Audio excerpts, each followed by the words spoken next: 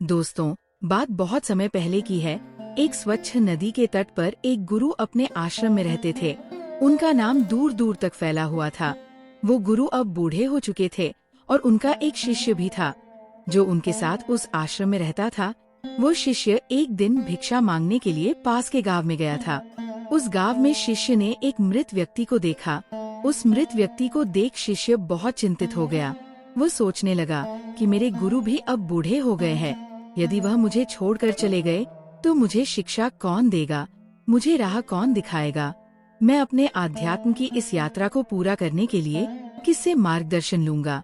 वह इसी चिंता में था और वापस आश्रम में लौट आया। लेकिन गुरु से उसने इस बारे में कुछ नहीं कहा। लेकिन वो हर दिन अब चिंता में रहने लगा।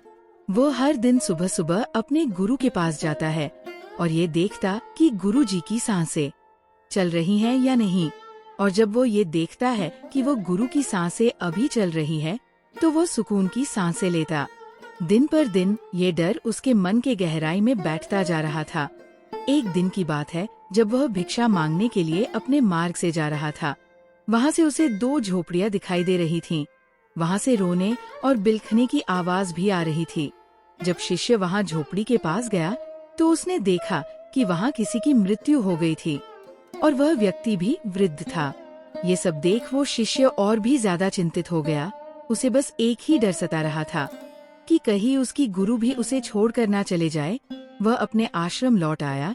वह एक जगह बैठ गया और अपने गुरु के बारे में सोच ही रहा था कि वहाँ पर उसके गुरु आए और उन्होंने अपने शिष्य को इतनी चिंता में देखा तो वो पूछे बिना नहीं रह पाए। वो गुरु अपने शिष्य के पास बैठ गए और अपने शिष्य से बोले, बेटे क्या बात है? मैं कई दिनों से तुम्हें चिंता में देख रहा हूँ। क्या कोई विपदा आ गई है? अपने गुरु के प्रश्न के उत्तर में वह अपने गुरु से कहता है कि हे गुरुवर, ये बात आपसे कहने में तो बहुत अजीब लगता है, लेकिन मैं जो सोच रहा हूँ वह भी सत्य है और मैं इसे आपसे छिपा नहीं सकता हूँ। मैंने कई सारे लोगों को मरते हुए देखा है और मेरे मन में भी यही डर है कि आप भी बूढ़े हो गए हो और मैं आपको खोना नहीं चाहता, क्योंकि यदि आप मुझे छोड़कर चले गए तो फिर मुझे राह कौन दिखाएगा। आपकी बगैर मैं कैसे इस सफर को पूरा कर पाऊंगा। उन गुरु ने अपने शिष्य के मन की बात को ध्यान से सुना और उसके बाद वह जोर जोर से हंसने लगे। पर वह शिष्य बड़ा आश्चर्यचकित हो गया और उन गुरु से कहा कि गुरुवर, आप हंस क्यों रहे हैं? क्या मैंने कुछ गलत कहा है? क्या बूढ़े लोगों को मृत्यु नहीं मिलती है? इस पर वो गुरु अपने शिष्य से कहते हैं कि इस दुनिया में मृत्यु का बुढ़ापे या फिर इससे कोई संबंध नहीं है। तुम्हें इस बात की चिंता है कि मेरे मरने के बाद तुम्हारा मार्गदर्शन कौन करेगा, परंतु तुमने ये नहीं सोचा कि अगर मुझसे पहले तुम्हारी मृत्यु हो गई तो तुम क्या कर पाओगे। ऐसी स्थिति में तुम मार्गदर्शन कैसे ले पाओगे। गुरु की ये बात सुनकर वो शिष्य पूरी तरह से स्थिर रह गया और चकित हो गया और मन ही मन उसने सोचा कि ये बात तो मैंने सोची ही नहीं। गुरुवर तो सत्य ही कह रहे हैं। मैं तो यही सोच रहा था कि केवल बूढ़े लोग ही मरते हैं, पर सच्चाई तो यही है कि बच्चे और जवान लोग भी मरते हैं। और इसी तरह यदि मेरी मृत्यु मेरे गुरु से पहले हो गई तो मैं मार्गदर्शन कैसे ले पाऊंगा और ज्ञान कैसे ले पाऊंगा।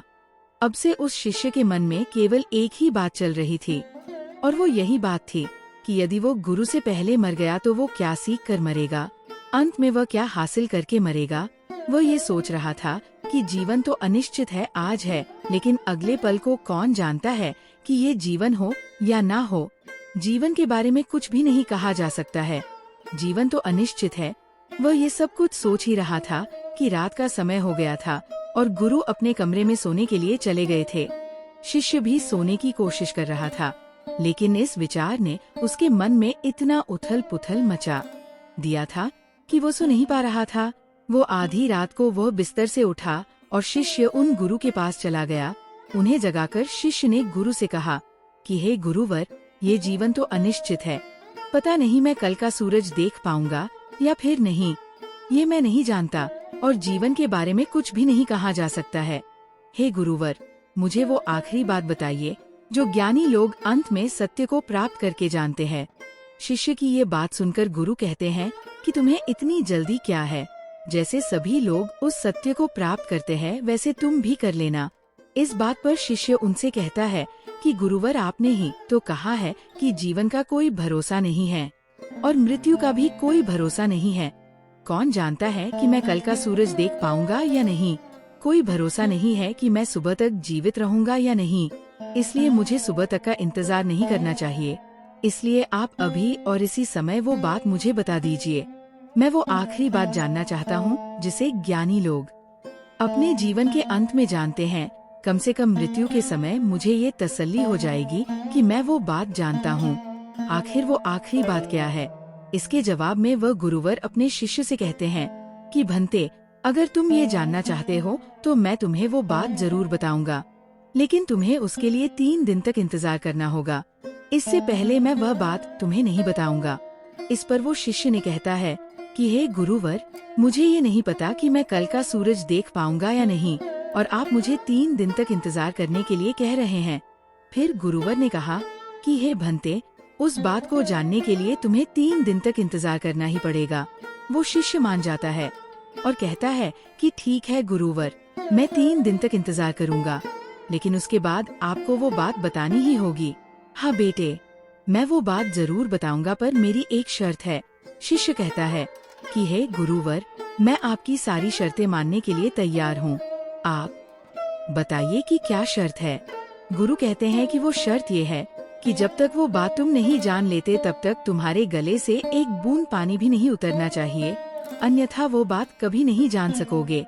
शिष्य ने गुरु की बात मान ली है और मन ही मन उसे बहुत अच्छा लग रहा था कि कम से कम 3 दिन बाद वो बात पता चल ही जाएगी।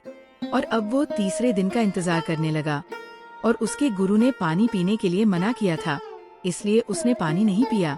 गर्मी का दिन था तो जैसे तैसे करके उसने एक दिन बीता दिया, लेकिन अगले दिन उसकी प्यास बढ़ने लगी और उसे जोरों की प्यास लग गई थी।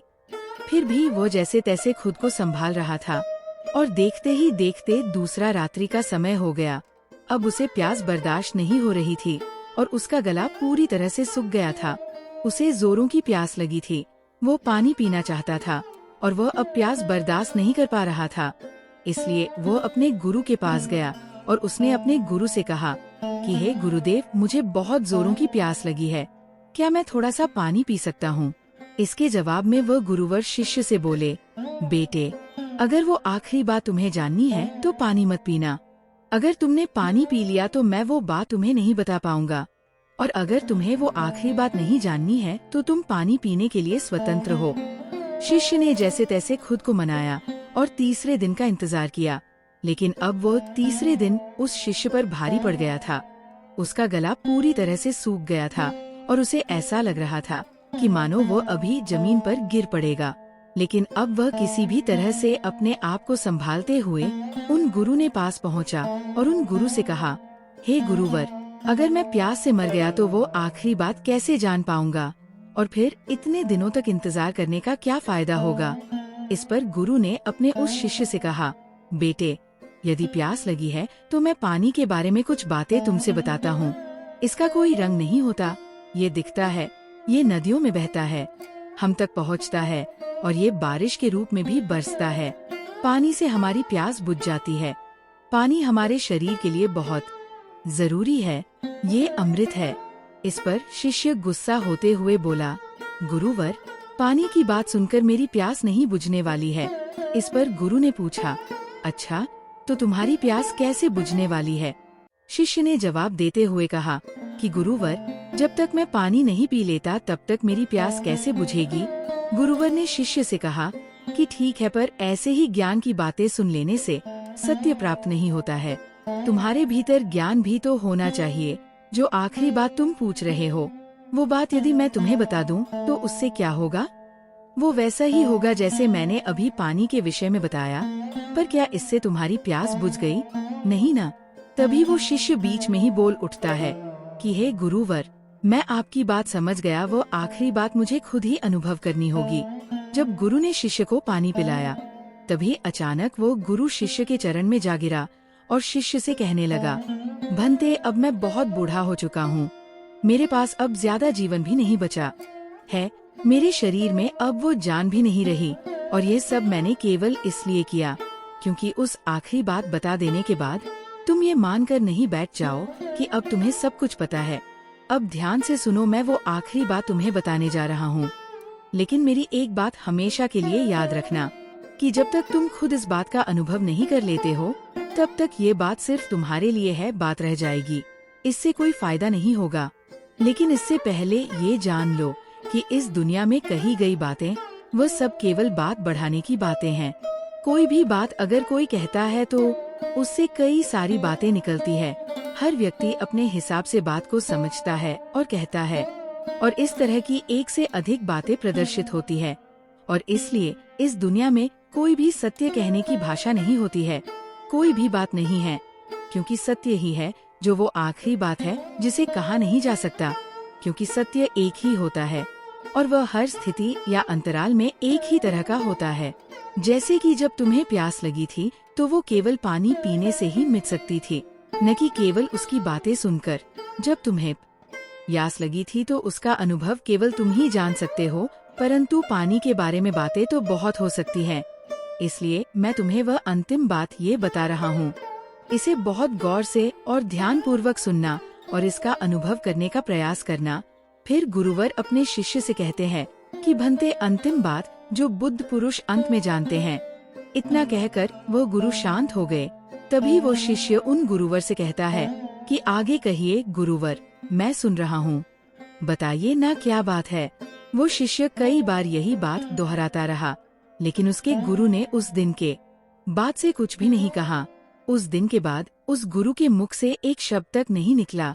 देखते ही देखते कई दिन बीत गए, लेकिन अब वो शिष्य को समझ में नहीं आ रहा था कि उसके गुरु को क्या हो गया था। आखिर वो ऐसा क्यों कर रहे थे? आखिर वो कुछ बोलते क्यों नहीं? जब से उन्होंने मुझसे कहा कि मैं अंतिम बात मेरे साथ साझा करने जा रहे हैं, उसके बाद से उन्होंने मुझसे एक शब्द तक नहीं कहा। जब वो मुझे आखिरी बात बताने वाले थे, वो बुद्ध पुरुष अंत में जानते हैं, लेकिन उसके बाद से वह चुप हो गए। उन्होंने मुझसे तब से कुछ भी नहीं कहा है और अब पूरे 1 महीने तक बीत चुके हैं। गुरु मुझसे कुछ कह ही रहे हैं। वो शिष्य इसी चिंता में लगा हुआ था। अगले दिन सुबह उस शिष्य के गुरु ने उसे हमेशा हमेशा के लिए छोड़कर चले गए। किंतु अपना देह त्यागने से पहले गुरु ने अपने शिष्य के लिए अपनी थैली की ओर इशारा करते हुए कुछ कहने की कोशिश की थी। उसके बाद में उन्होंने अपना देह त्याग दिया। शिष्य ने अपने गुरु का अंतिम संस्कार किया और उसके बाद उसने उस थैली में जाकर देखा तो उसमें एक छोटी सी चिट्ठी थी और उस पत्र में लिखा था कि जो आखिरी बात मैं तुम्हें बताना चाहता था, वो आखिरी बात कभी हो ही नहीं सकता। शिष्य को अब भी कुछ समझ में नहीं आ रहा था कि आखिर इसका क्या मतलब है। उसके गुरु ने ऐसा क्यों कहा है, ऐसा क्यों लिखा है, उसे कुछ भी समझ में नहीं आ रहा था। लेकिन वो कई दिनों तक ऐसा ही सोचता रहा, लेकिन उसे कोई जवाब नहीं मिला। उसने फैसला किया कि जैसा भी गुरुदेव ने मुझे मार्ग दिखाया है, मैं उस मार्ग पर आगे बढ़ेगा और सत्य की प्राप्ति करेगा। वो अध्यात्म के मार्ग पर आगे बढ़ा और लगभग 10 वर्षों की खोज करने के बाद उसने सत्य को प्राप्त कर लिया और तब जाके उसे अपने गुरु की बात समझ में आ गई और अब वो मौन हो गया था। और अब उसे वो आखिरी बात पता चल गई थी कि वो आखिरी बात कोई कह नहीं सकता, क्योंकि जो बात कह दी गई वो आखिरी नहीं होती और वही सत्य है। शांति है, शांति एक जैसी है और वो कभी नहीं बदलती। फिर भी अगर मैं उस आखिरी बात के बारे में बात करूं तो वो आखिरी बात है मौन। और जब भी हम मौन हो जाते हैं तो हम कुछ नहीं कहते और वही सत्य होता है, वो बदलता नहीं। और जो बुद्ध पुरुष अंत में जानते हैं वह यही सत्य है जो कभी नहीं बदलता। दोस्तों, उम्मीद है आज की इस वीडियो से आपने बहुत कुछ सीखा होगा। प्लीज आप मुझे कमेंट करके जरूर बताना कि आपने इस वीडियो से क्या सीखा है। और ये वीडियो अच्छी लगी हो तो इस वीडियो को लाइक करें और अपने दोस्तों के साथ शेयर भी जरूर करें।